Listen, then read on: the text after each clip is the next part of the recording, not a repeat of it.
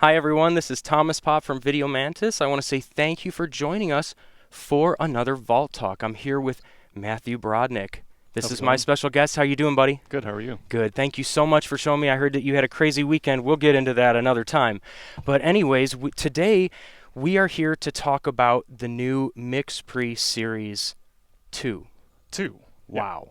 Yeah, it's the second generation. It's the maturity of the MixPre recorders, and Maturity yeah. of sound in general. It seems like we're getting into this new stage, this new 32-bit that everybody's throwing around that I hmm don't think a lot of people understand. And that's one of the reasons why we're here at Video Mantis today, is to talk a little bit more about the theory, what it means. I'm going to be honest, do we need 32-bit? Is it something that professionals have to have? Maybe, maybe not. So we're going to discuss that today. We have a lot of different questions. But before we get into the Series 2, I want to talk about you. How are you doing? Who are you? Can you tell us a little bit more about yourself and a little bit more about BAMP Sound, that little logo that you've got on your computer? Cool. So I'm a production sound mixer based in Los Angeles, and yeah, our team specializes in a variety of projects, both here and overseas. And essentially, BAMP Sound is myself and my good buddy Ferdinand, and between us, we have a network of trusted sound guys, and yeah, taking over the city. So yeah. Excellent. Where did you develop your love for sound? Where did I develop my love for this leaf blower? Yeah, for this leaf blower, Okay. exactly. We do film Of these course. outside at my house. The one good thing is, since we're obviously using these dynamic mics on these headsets, they're a little bit Cool. better. You know, a little Help bit help a little clean, bit with that. right? Okay. Everyone, let us know how it's sounding at home. If you need anything, we see that there's a bunch of people. I'm here looking at the comments as we go. So if you guys want to talk to me and ask any questions, please let us know. In fact, I got to find out why I'm not seeing the messages here, but Okay. let me know. But yeah, real quick. Went to film school like everybody else. Wanted to get into cinematography and realized that all of my projects sounded terrible. And I have a background in music. My family is full of musicians, and decided to give it a shot one day, and that's where Ferdinand and I met. And from there, just kept rolling, and yeah, never stopped. Excellent. So you actually started not as a sound guy, it sounds like. You were doing your own productions and everything, and then you realized that this aspect of sound is so critical, it gave you a fascination for it. Is that right? That sounds about right. My background is actually in marketing. I used to be in the IT world, and throughout college, I that's around the time when I dove into film studies, and I figured, you know, with production sound, it's such a nice blend of engineering and tech and you know, just having the right ear for the moment. It was just a perfect blend for, you know, what I thought, how I thought I would be a good fit for this industry. Absolutely. Absolutely. Very good. Well, why don't we get into the MixPre? Because Cool. honestly, I think that this is obviously what everybody's here to talk about today, so we don't like to dilly-dally a lot here. We need to talk a lot about, I mean, the first thing is, it's actually kind of fast. How long have the original MixPre's been out? Do you remember? It's only Like been a couple years, it's only right? been about 2.5 years. Gotcha. It's yeah, not too long. So Yeah. obviously that was a little surprising to most people that they were able to make a new version so fast. What can you tell me about like the cosmetic differences between them? Full disclosure, everyone, we do not have one here right now. Yes. They're not out. Nobody has them right now. So we're in talks, hopefully, of getting something soon. You know, I'm pulling for that. That would be awesome to have one. And when we do, we would love to do another live session to talk about it. But right now, what we have is a MixPre 6 and then the 10T, which you guys are actually listening to live right now. That's what I use for all of these Mantis discussions and Vault Talks. We use a 10T that's just going straight into the computer, and then I'm using a live switching software to use it.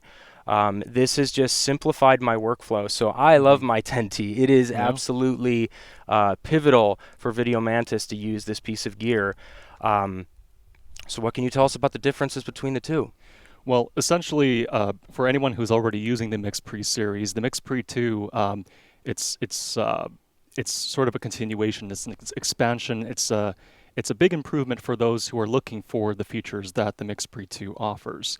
I mean, like you said, you know, we just have a MixPre 6 here, just as a prop, this is the original MixPre 6. This is not the MixPre second gen.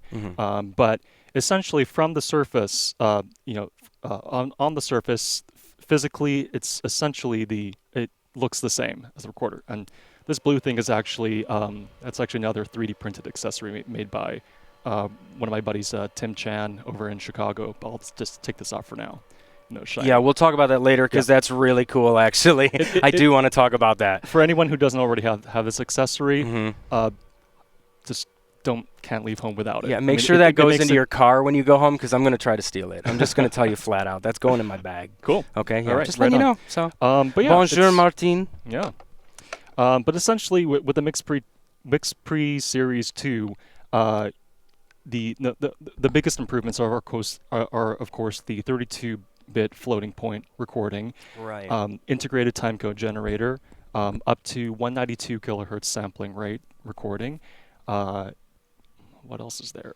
Expanding mixing and a little bit more routing options. Right. And also you can record to a external USB media as well. Excellent. Which is something that isn't immediately advertised, but a big improvement, because one of the things about the MixPre 2, one of the critical feedback that Sound Devices received was that, of course, accessing that SD card at the end of the day can be a little troublesome. So it's not the most enjoyable part of my day. That's being honest. Okay. Sure, but it's not hard to do, but it's not quick. Yeah, it's not hard to do. Some productions prefer for you to hand in a physical flash memory, but you always have the USB ports to use, and set the MixPre into file transfer mode. Exactly. So you have those two options. Yeah. I'll be honest, a lot of people on the shoots that I've been working on, they've been like, all right, what's your media? Expecting, oh man, I got to get my compact flash card reader from the truck. And then they're like, oh, it's just a USB stick. That's amazing. And then all of a sudden, dude, you hear this sound guy, he's not using compact flashcards, and it starts getting around like a little gossip on set. It's actually kind of funny. I love using the sticks. It's much easier. And a quick note about the CF cards, and this industry-wide, the trend is that the CF is essentially being phased out. Yeah. For both the consumer and for the manufacturer. It's just anyway, so that's why in Sound Devices new recorders like the Scorpio and the MixPres, it's SD memory only, or at least for as a removable memory device. Right. Right. Yeah, that definitely helps to just make everything a little bit easier, a lot less problems. They probably have a lot less errors and support ticket items back at the factory because they don't have to fix hard drives when they fail, etc. You're just using this removable media, which is so cheap nowadays and so huge. I mean, man, even the drives that we're using, the sticks, you can get like a 2 terabyte stick nowadays. It's ridiculous. So, amazing. Why don't we talk a little bit more? I know that we're going to get into 24-bit and 32-bit, so guys, get your questions coming so we can get some participation. But what I want to talk about first is dynamic range. I don't even want to talk about bit depth in terms of the computer and the dynamic range in terms of recording on the computer. I just want to talk about what that word means, or those words, dynamic range. What does it mean to you? Well, dynamic range in both audio and video is essentially from the most quietest sounds to the loudest sounds. How much audio information can you capture for every sample?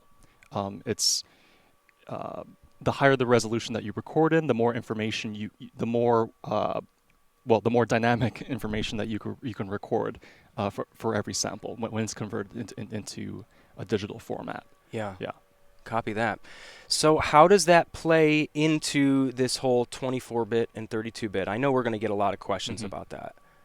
Well, first there's the difference between one of the questions that I saw pop up a lot is, does this mean 32-bit A to D conversion? Does this mean 32-bit floating point? Like, is there a difference between the two? Yeah, where are the bits actually mattering? I think was kind of like the general synopsis of I think I saw the same posts. Sure.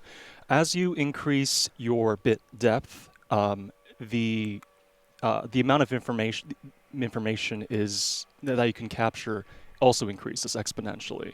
So with for example, a 16-bit a file format, you can capture about 96 dB of range, and then with a 24-bit, it's 144 dB of range, and which it's just 50% more than a 16-bit file. Yeah, it's a ton. Yeah, essentially,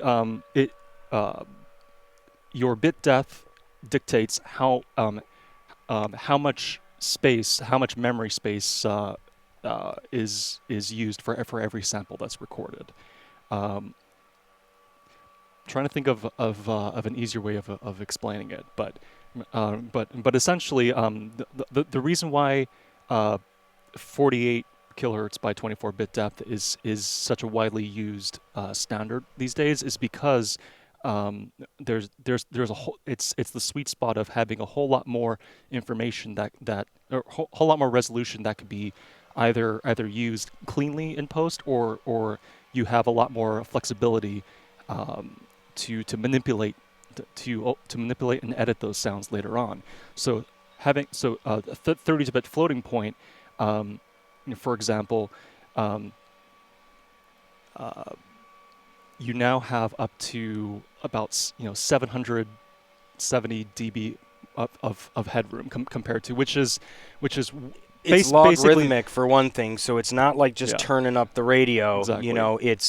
It's exponentially more. Exactly. Yeah. Exactly. So because it's such a wider range, they need the way that the way that machines need to read that information also needs to change as well. So instead of representing each sample in whole numbers, you now need to change it into a decimal and an exponent number, essentially. So what that enables you to do is that you're now able to represent values at both positive and negative. Wow. Yeah. So essentially, what you have with 32-bit floating point recording is an infinite amount of headroom. I mean, the loudest sound in the world is what, 200-ish decibel. I mean, I wouldn't know. I've never heard it, Matt. Yeah. I'm just kidding. Yeah. I hope not. My ears would be gone. Your so would my entire face. body would be gone. We'd be incinerated. Exactly. Let's not listen to that. Mm-hmm. Yeah. So, but what's cool about that is that you know what dB full scale is, right? Yeah, DBFS. DBFS. Mm-hmm.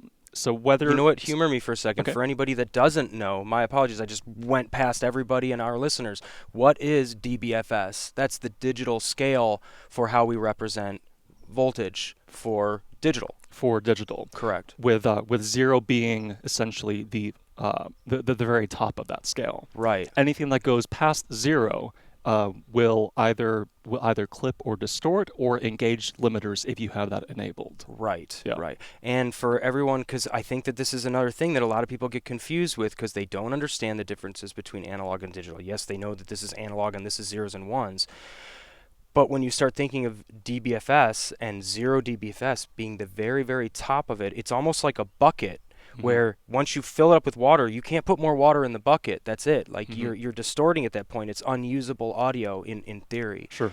So it's all about not filling up that bucket. But with 32-bit, you've got a huge bucket now. Okay. Like a gargantuan sized bucket. Is that right? It's more like if we're going to continue with the bucket analogy, you're extending the lips of the bucket. It's the same size bucket because 16, 24, 32-bit, they all have that same very, very top of the scale, 0 DBFS. Mm-hmm. The major difference though is that with 32-bit floating point, when those files are, if you record something that goes above 0, instead of having a fixed point to where you end up losing any information that exceeds that.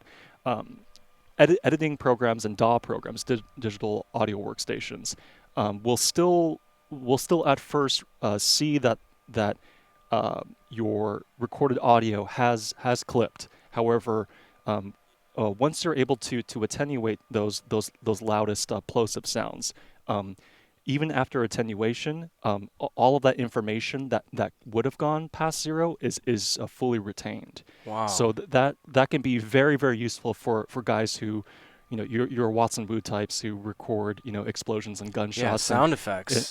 or even for other uncontrollable situations like a live music, or for production dialogue. If speaking of dynamic, some actors and actresses, I mean, they you can go from mumbling whispers to just screaming their lungs off. And Right. that isn't to say that the sound recorder is still responsible, of course, for choosing the right type of microphone placement, gain staging, and so on. But what because even if you can't clip the recording, you may still exceed the capabilities of your other hardware as well. So you still need to keep that in mind. I'm glad you said that way, and you said hardware too. Are you referring to the preamps then? Because that is actually one good question I have from a friend of mine, Paul Katzman, shout out. He wanted to know, he says there's a lot of talk online in some of the social forums that people are saying we're starting to understand the 32-bit more, and we like that concept, obviously. Why would you not like that concept? Okay. But what they want to know is, where does the actual limitation of the MixPre lie? Is there limits to the preamps themselves? So he's saying, like, how true is it that I don't have to, quote unquote, ride the gain? Because a lot of people right now, and let's face it, even a lot of social media influencers are literally saying, cool, with 32-bit, you can just go 100%, 100%, 100%, 100%, and just record, and it'll be great. And it's not going to be a problem, and Post is going to know exactly what to do. What's your rebuttal to that? Well, that's definitely not how it works. But of course, because it all depends on microphone. It could depend on microphone choice. It could depend on how they have it placed. Trying to brick wall your entire recording is still going to sound terrible. Yeah. But the difference. Do you hear that, camera operators? Yeah. But the difference is now with right. So you can if you brick wall the recording, it's going to sound bad. But at least now with that floating point recording, you're able to retain you're able to retain information that's gone overboard in recording in otherwise appropriately set up recordings. Gotcha. If that makes sense. So you can go 100% 100% on everything, and theoretically, yeah, you won't clip, but you could be overdriving the microphone too hot. Exactly. You could be I don't know what else. I mean, you could be stressing out the preamps as well. Yeah. I mean, they're when you're bringing in too much input, remember, sound, it begins at the source. So when you're talking about anything, so fine. So now you have limitless capabilities at the recording end. So now you got to focus on the beginning end of your chain, and you need to make sure that, like you're not clipping the microphone, that it's not being oversaturated by the sound wherever it is. And then, yes, you need to worry about the preamps and making sure that those aren't being overloaded. Just because you can go to 100 doesn't mean at 100% you're just tanking them out and making them sound. How would they sound like if you were recording, like, let's say a car engine and you were cranking them up 100%? What would be your opinion of the sound?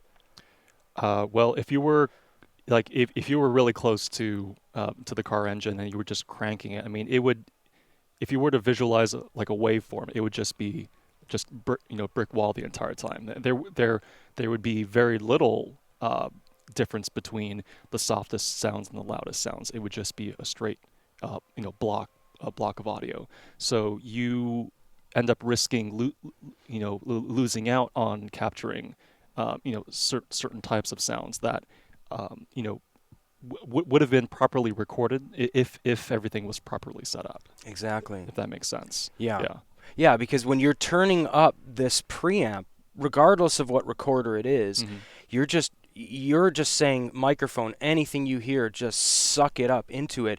And that takes away a lot of the fidelity out of these microphones. You're not going to get them to sound as true as they are. Microphones have sensitivity levels. Yes. So if you're not learning about the actual characteristics of your microphones, just like you would learn the characteristics of your recorders or your lenses or your cameras, you're not going to know what to do with that microphone to get the optimal sound so the recorder can actually record it optimally. Correct. Right? Yeah.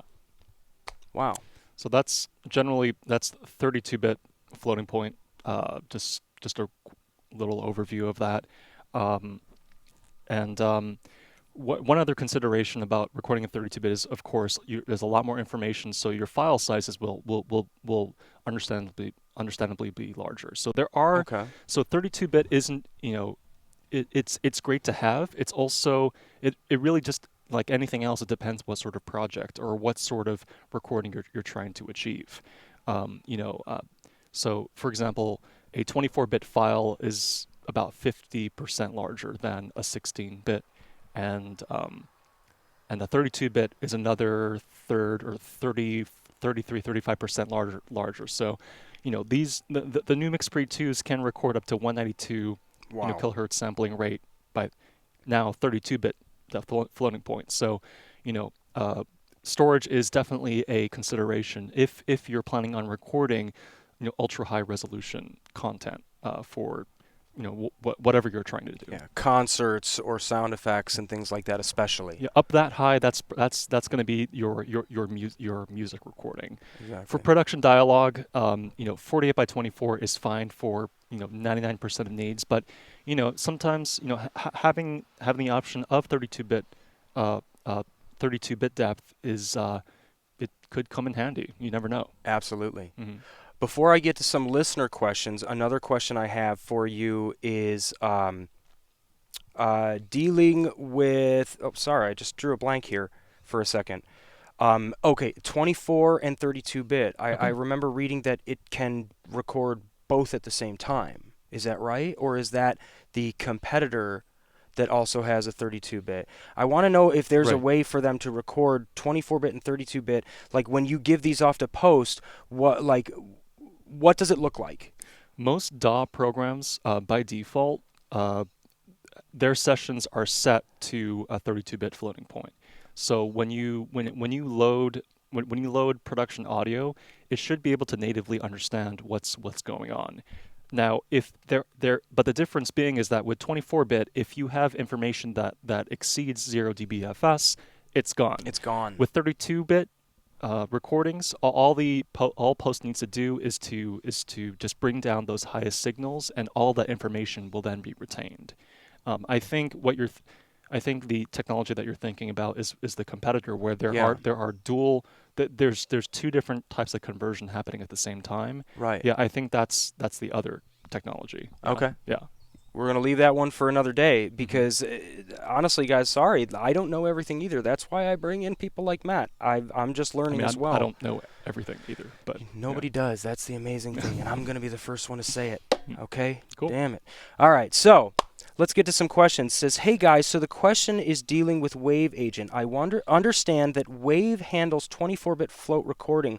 Will there be any updates to handle the 32-bit workflow? Full disclosure, we don't work for Sound Devices. They are not a sponsor of Sound Devices. Maybe in the future I would love to. We can talk about that in the future, but I don't know if we have that answer. I would assume probably the law of futurology that they're going to do something like that to make sure that it can handle that. Seems like a reasonable thing to expect. Yeah, and hopefully, if anybody can tag Sound Devices, I would hope that maybe they can even be watching. Hopefully they are. Hello, guys. Maybe they can chime in and answer in the comments.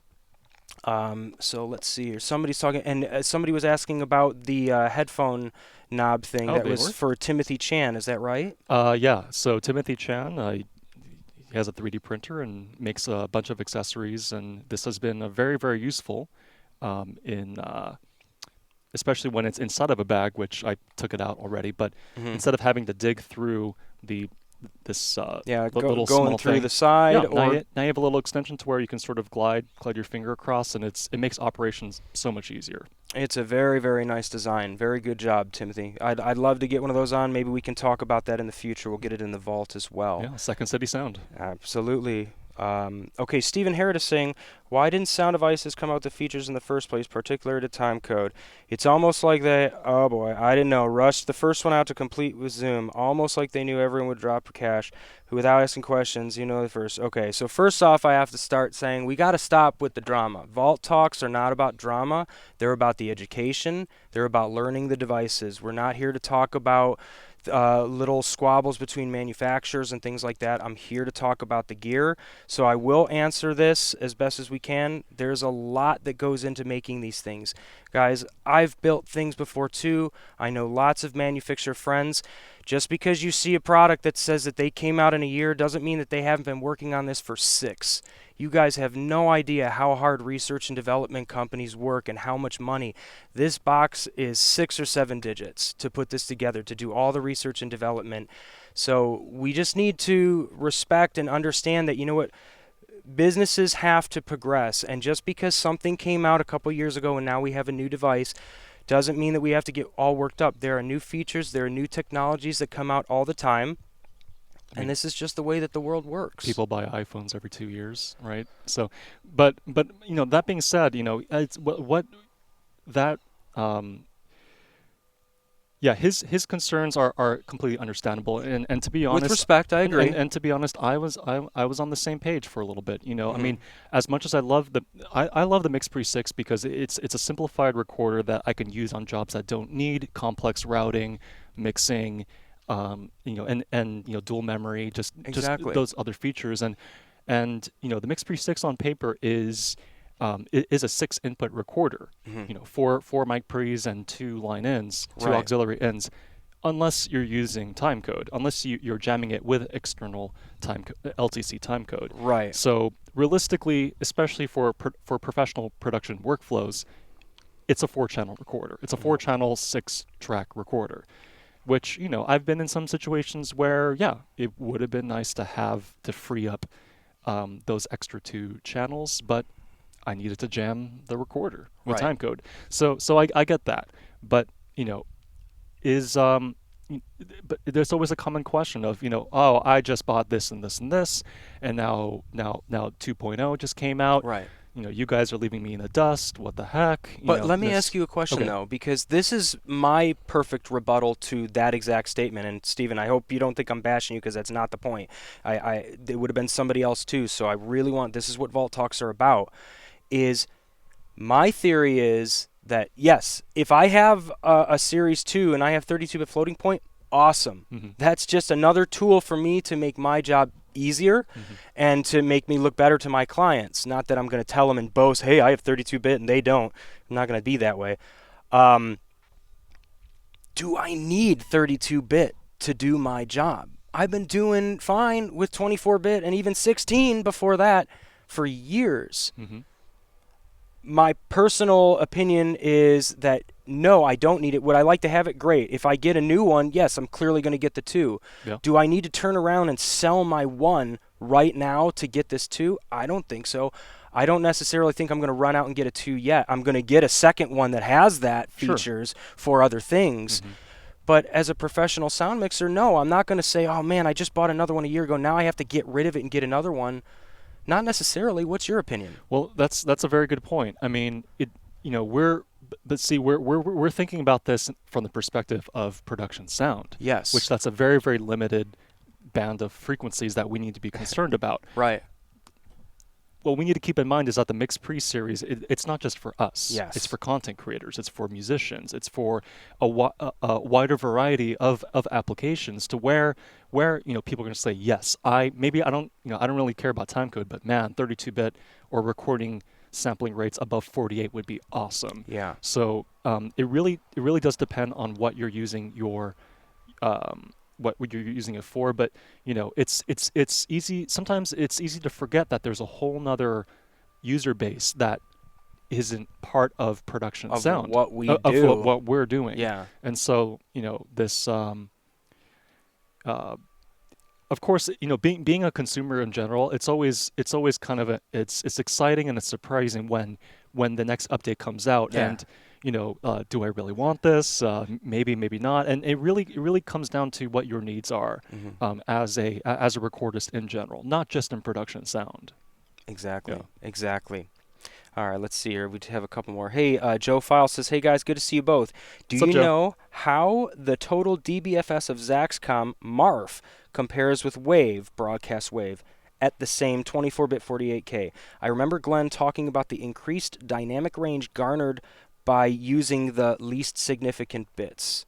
Awesome question. We are now in the section of NeverClip versus 32-bit, not literally versus, but we need to talk about the differences between NeverClip and what this is because it Sure. is different. Go for it. It's different, but I'll let you start with NeverClip Oh, good since God. that seems to be Since it your used to world. be me. Okay, Yeah. so from what I remember, and it's funny, I was even having to like, God, I got to look up some YouTube videos a day, and then I started seeing myself. It's like, oh man, I need to find some other references.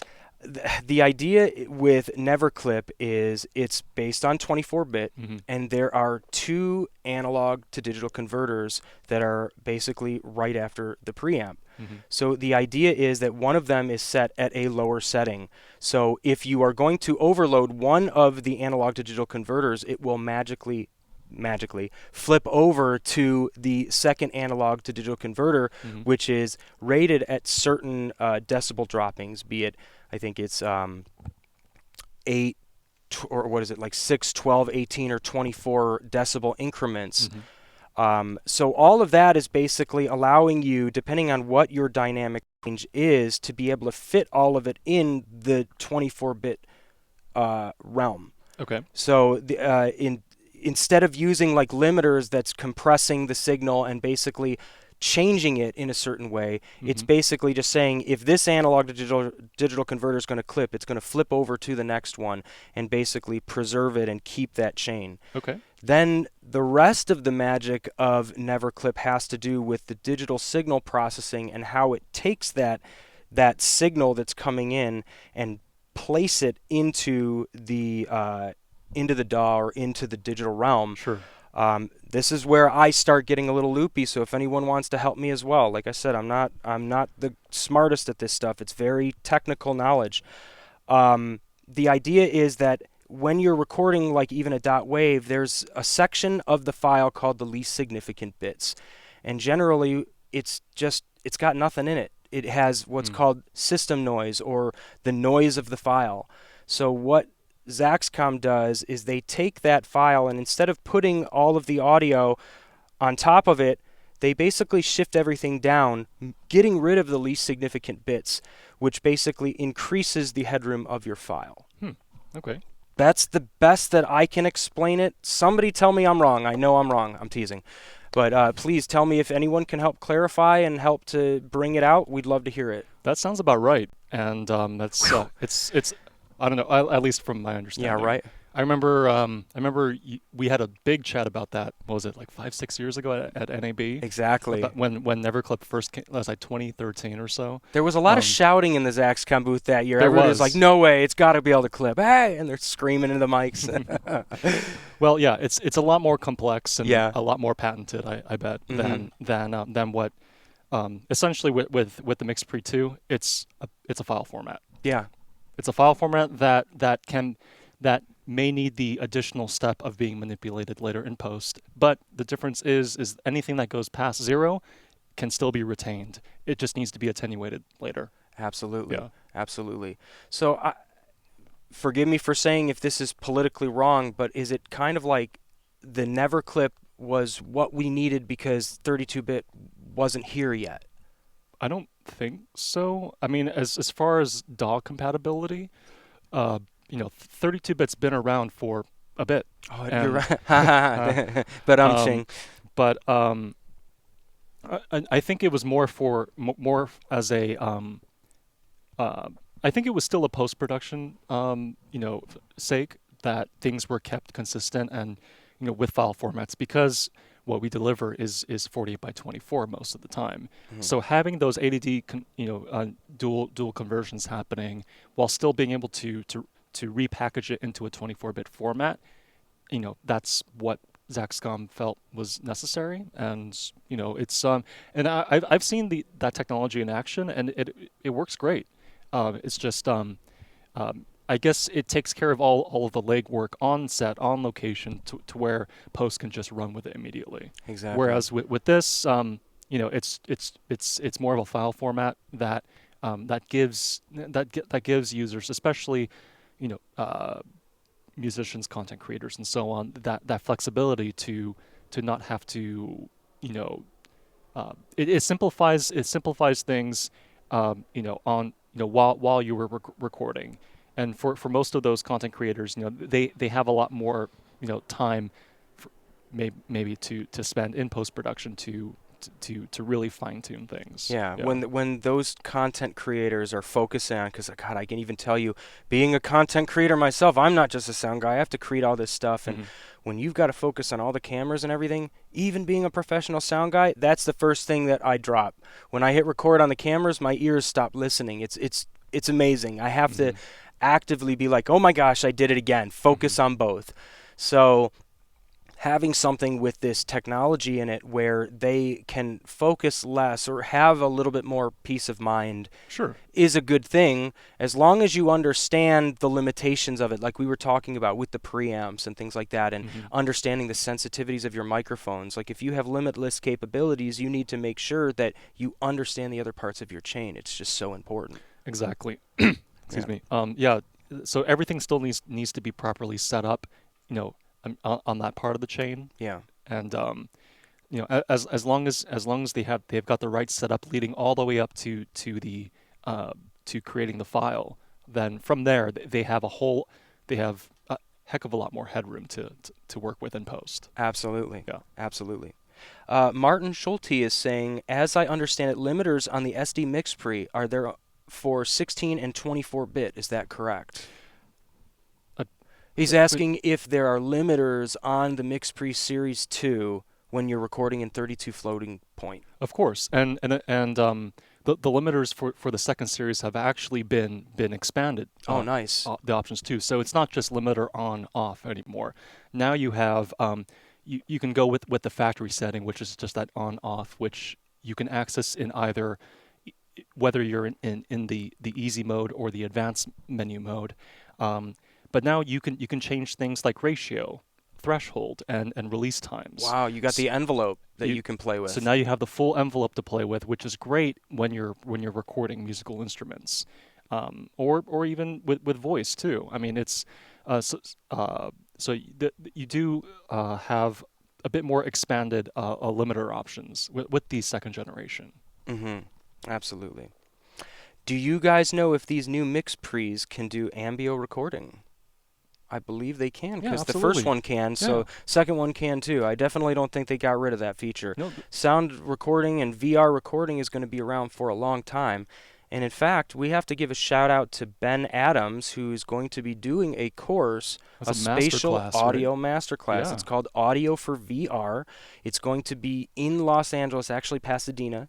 And if you guys want to learn more about it, you can go to videomantis.com. We've got workshops up in the menu settings, and you can take a look at it. This is a 2-day paid event because we have some of the biggest people in virtual reality sound, from Spacewalk Sound as well as Ben Adams. And trust me, when I consider Ben Adams to be the best virtual reality sound recordist on the world. So when I'm talking to him and he's geeking out about his mentors, I was like, can we get all of them in this workshop? And he was like, let me try. And we did. So there's going to be a lot more information coming out in the very near future, but this is what Video Mantis is about, getting the type of content that you guys aren't going to find in these schools. So please look out for the Audio for VR workshop starring our mentor, Ben Adams. He's the newest mentor at Video Mantis. It's going to be a 2-day event on September 21st and 22nd of this month, September. So we'll give you guys more information about that later. Thank you for that, and thank you for the question. And to answer his question, just so everybody's clear, yes, Mm-hmm. there's still the Ambisonics plugin Yes. with the second gen series, and the Musician plugin, which I believe just went on. There's a discount for it Yeah, today. it used to be 100. Now I believe it's half 50. price. Yeah, so that's great. For those of you who don't know what the Musician plugin is, first there were there was a sub series of the original MixPre series, which were the Musician, the Musician The M types, versions. the M versions, Right. exactly, Mm-hmm. which which includes everything that you get with the original, but with a lot more essentially you have a DAW in a box. Yeah. So you can punch in and record during playback. You can what else can you do? You can there's a metronome. There's some other tools. There's also reverb and vocal air effects. You can put multiple cues. Wow. It's great. So that's an optional plugin. The Ambisonics plugin, it's free off of the Sound Devices website, and yeah, you can absolutely run Ambio, was it the Soundfield, and I've recorded a bunch of VR content just using the MixPre 6, and it sounds amazing. Amazing. Yeah. Yeah, I haven't had an opportunity to try it yet, so it's going to be so much fun at this event to be able to play with all of them. Mm-hmm. Sound Devices, I'm going to be contacting you because we would love to potentially get a couple to showcase them and show people how they work with all the different microphones. We have a couple of the different Audio 360 companies that are coming out and showing their different microphone arrays that they're working on for all of their different concerts. It's absolutely crazy. So yeah.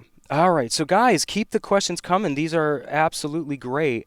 And Steven's saying he got all worked up. It's okay, buddy. We know you. We love you. Everything's fine. Yeah, we just want to, keep it all about the education. That's definitely what it's about. Talk about control surfaces and the MixPre. Is it still the same? Do they all cater to all of the USB control surfaces? Still fully compatible. You have one that's made by Akai. You've got the two Korg models and the one Novation.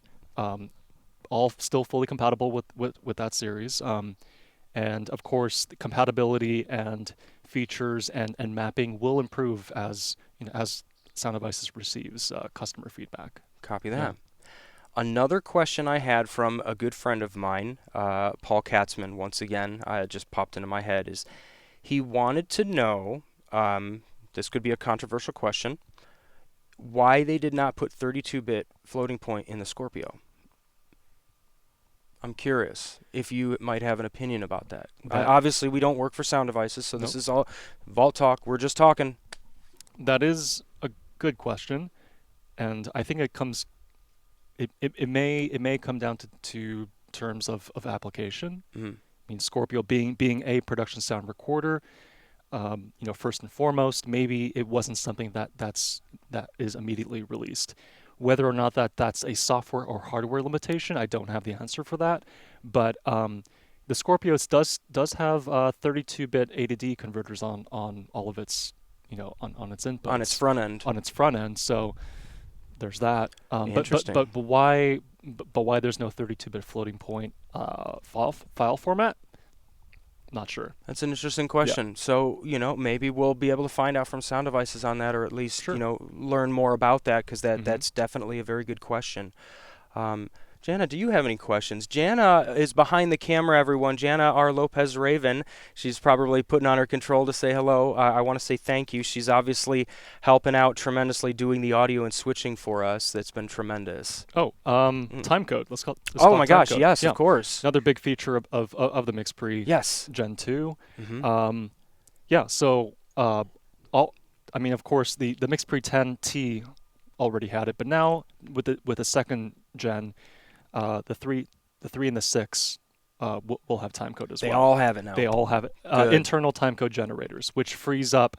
So no more sacrificing auxiliary or line-in inputs. You now have all 6 on the MixPre Series 2. So thank you. So that in itself, especially if you needed timecode in your workflow, it would be a big reason to say, upgrade from the first to the second gen. Yeah. Especially with the 3 and the MixPre 3 and the MixPre 6. Yes. So timecode modes, you have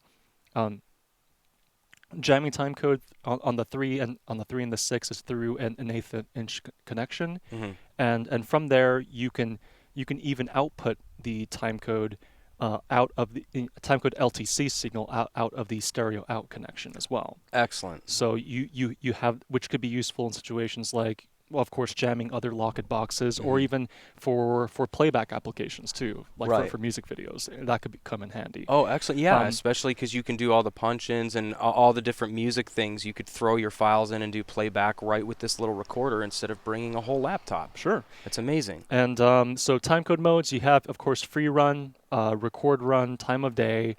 Um, you can accept auxiliary and inputs. You can jam from an external source, and you can jam off of mini HDMI as Okay. well. Uh, That's great for when you're working with all the DSLR cameras, so you can take the time code yeah, out of the HDMI of the cameras. That's great. yeah. And with the MixPre 10, it has a locking BNC connection for timecode in and out, and that's for both timecode and word clock in case you needed to like recalibrate the crystal that's in the 10. So expanded timecode options, 32-bit floating recording, expanded mixing and routing options. I think there's another. Oh, you can now adjust. You can adjust low cut now. Hmm. Okay.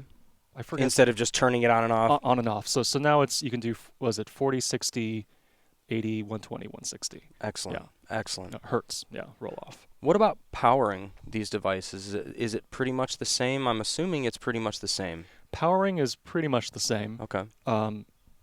Whether you choose just a standard AA battery door or battery sled, L battery sled, or you go with one of the aftermarket, DC inputs, so you can plug it into a battery distribution system. Yeah, it's same. Excellent. Yeah. Excellent. And so, like we know, obviously this is being used. You're listening to the audio of the version 1 MixPre 10T right now for this live session. This is what I use all the time. Anytime I do anything to deal with sound in the computer, this is what I plug in. Mm-hmm. It's extremely versatile to use as a sound card. I don't really have to do anything. I just literally plug it in and it works. So I just love plug and play stuff. Jesus. Remember when plug and play wasn't really plug and play? It was like plug and pray. I don't miss that. Don't miss Don't that miss at all. that time. Yeah. Don't miss that. Yeah. Guys, keep the questions coming from home if you have any. So what else do you want to talk about with this guy? Well, I mean, so because this is not the second gen, this is more of just a prop that we can look at. Yep. Of course, the labeling of the I/O ports will be different. Some menu selections will be different as well, but but I figure this is at least good to have it on camera so we can show something to those who maybe haven't purchased one yet. Exactly. Yeah, the form factor is pretty much the same. And don't let the size fool you. I mean, I was so I actually joined Sound Devices at the NAB show in Vegas this year, and a lot of people came up to the booth and they were saying, oh, like they were just ignoring the MixPres. No, I want the 688. Yeah. Well, what kind of stuff do you do? I need to send high quality audio to my camera. Like, okay, well, let's That sends high don't quality. don't ignore these. I mean, this is a very very versatile, very durable, very capable recorder. Right. That I mixed an indie feature in Japan last fall with one of these. I did a Showtime All Access shoot with this. Manny Pacquiao had a wire on him going into my MixPre 10T. Yeah. No one knew the difference. Honestly, like if you don't need complex routing, if you don't need dual memory backups, if you don't need to do any like weird like sending audio to camera, if you don't need an like entire studio in your bag with all these inputs and outputs. Exactly. If you're just recording a couple tracks and you want something easy and, I'll be honest, mindless. I'm a Zaxcom guy. Sure. Everybody knows it. I've used Zaxcom for years. When I bought my MixPre, I was like, oh God, I don't have to think as much. And I'm still thinking. I get to focus more on the theory of what I'm doing, microphone placement and other things, because I'm just turn it up, and just use it. That's honestly one of the things that I love about it. It's so usable. It's very usable. It's very easy, and it has just enough advanced features to where professionals can still appreciate, that this isn't just like, oh well, Sound Devices is just making like a consumer entry level thing. Like it can still be a great a backup recorder, USB DAW, or just a very, very simple bag for jobs that don't require like just a crazy setup. Yeah. Exactly. Yeah. Yeah. You know what? It's funny because even I'm going to bring up the other company, Zoom and Sound Sure. Devices. Now they have these smaller recorders, and they're really tapping into this creative market. And it's a very tension-filled topic for a lot of professional sound mixers. They taking our jobs Hmm. with those mini recorders. What do you have to say about that? Well, technology is going to be is becoming more advanced and cheaper no matter what we do, Yeah. and this isn't just for cameras and audio and the type of equipment that we use. I mean, this is across the board. It's everything. Like you said, I mean, SD memory, flash memory is dirt cheap now, Mm-hmm. and it's just sort of the trend, and we need to, manufacturers need to be able to need to be able to follow that trend. It's just for professional audio where being able to draw that line and decide what sort of features are necessary, what are considered as luxuries. I mean, that's that drawing board, that process, that's what separates a good manufacturer from ones that need maybe more inspiration. I mean, there a lot of work goes into creating these products than what we may realize on the surface. Right. Yeah. Yeah, absolutely. And it definitely does. Hmm. There's a lot of things that we don't see behind closed doors. We don't know who's doing beta testing or not. There's just a lot that goes into it. So all I can say is from these Vault Talks is the more passion and excitement we can have. A lot of these manufacturers, one of the benefits that we have as professional sound mixers in this industry is that we know these people. We know John. We know Isaac. We Hmm. know Ed Cap. We know Glenn Sanders of Zaxcom. We know the guys at Zoom. So be happy for these guys. Yeah. This is their lives. This is how they feed their families, and they have passion. That's why they make these things, to allow our passion to come through. Hmm. So everyone, I want to say thank you so much for joining us. And Matt, thank you for joining us as well Thanks for having me. for Yeah. this Vault Talk. This is a pre-discussion for the MixPres. Full disclosure again, this is not the number 2. This is the Series 1, and we're also using the MixPre 10T to record all of the live audio that you're hearing right now. But these are Series 1 recorders. This was just us having a pre-discussion, talking about 32-bit and all the different features. We hope you enjoyed it, and we'll see you on the next one. Please remember to check out the workshop, the audio for VR workshop with Ben Adams, which is going to be happening this month. It is a paid event. We'd love for you to support Ben and Video Mantis. And also remember, we're going to be doing a Mantis discussion with Sarah Glazer this Thursday at 10 a.m. We'll see you then. Take care. Hello everyone, this is Thomas Pop from Video Mantis, and I'm joined with my good friend Ken Strain, who has created a course that's geared towards boom operators in the beginning to intermediate level. It's called Boom Right Masterclass. Ken, why don't you tell us a little bit more about yourself? Well, I've been booming since 1993, and I started out doing non-union features and then progressed into television. So most of my career has been working in very fast-paced television environments, and then I sprinkled it in with some features every now and then when I can. They're a nice little like break from television. But television is really where you know learn the hard knocks, and you really have to dial in your skills and understanding, because there's no time, and there is multiple cameras, and you're moving very quickly, and everything has to sound good the first time. They don't have a big budget to like replace all the dialogue. So if it's not working on, they will get rid of you. No problem. So it is a very like pressure environment to be working, especially on a big TV show like House or Lost, that has very challenging environments, big counts of cast, and the expectation is to perform. So these are the places where your skill, your experience, your understanding really comes into play, and you will learn things on these kinds of shows too. And features have their own challenges that are interesting, but you have more time to deal with them, which is kind of nice.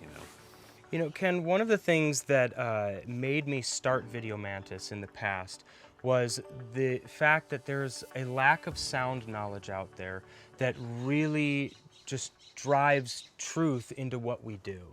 And those skills are something that aren't taught in a lot of these groups online and places where people are getting their information. Right. And film schools don't really teach it either because No. no one wants to do sound. Everyone wants to direct. Exactly. So, you know, I'm kind of bringing sort of a niche of the boom operator, which is where the sound starts. We're the guys right on set, men, women, right on set, picking up the sound. This is the place where mistakes are first felt all the way down the chain. So it's good to dial this part of it in and make this part solid and easy to do, you know? So I agree.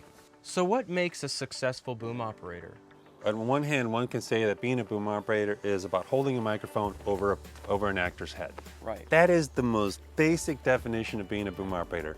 But what we really strive to be is sound people who are bringing like more than just a mic over an actor's head, but balancing dialogue and dealing with weird acoustics. And you know, we work in less than ideal conditions. All the time. That's where our listening and our experience comes into play, because less than ideal conditions, which are basically all the time, make the job the fun and challenge that it is, you know? Exactly. So, you know, I would say a successful boom operator is one who can do the job with relative ease,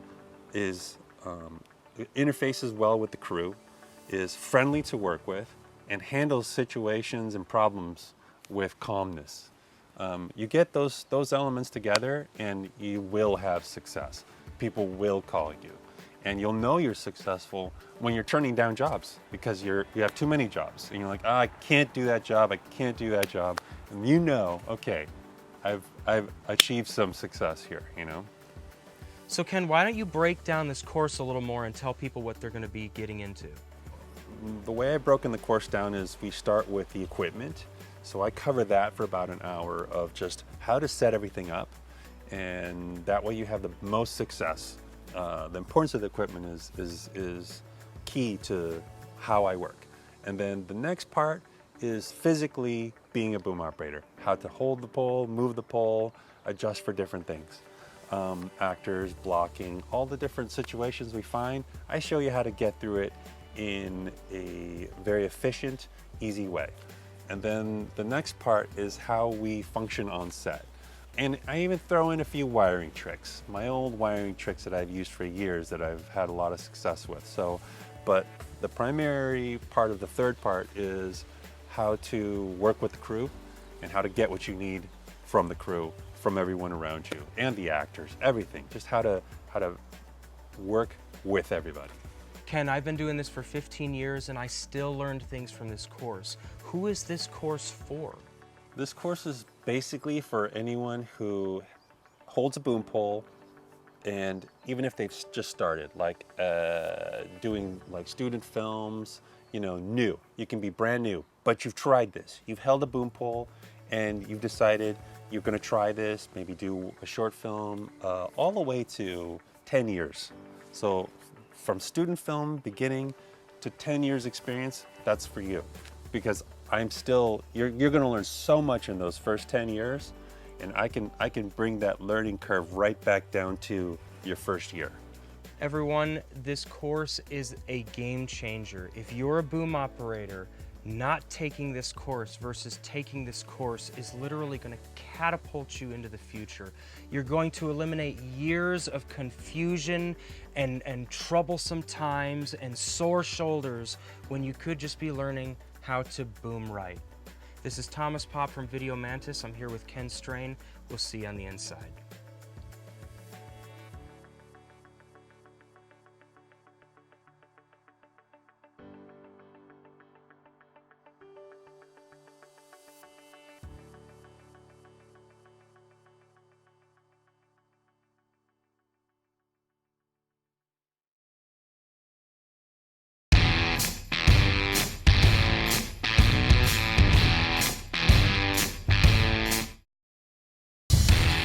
Welcome to the basics of soldering and cable making in the field. This is an absolute necessity for any sound utility on a production. as well as any person who would like to understand just what exactly is going on inside of these cables that we use on a day-to-day basis. This course is designed to teach you everything you need to know to make your very own cables. We will touch on what equipment to purchase, how to stay safe while operating the equipment, how to assess damages in the field, and even demonstrate techniques and examples of how to make your very own cables. We are going to take you deep into the world of cable building and repair and show you what you need to buy, how to maintain your equipment, and how to be safe on set. This is Soldering 101 at Video Mantis. Purchasing this course will unlock all videos and place it in your van library.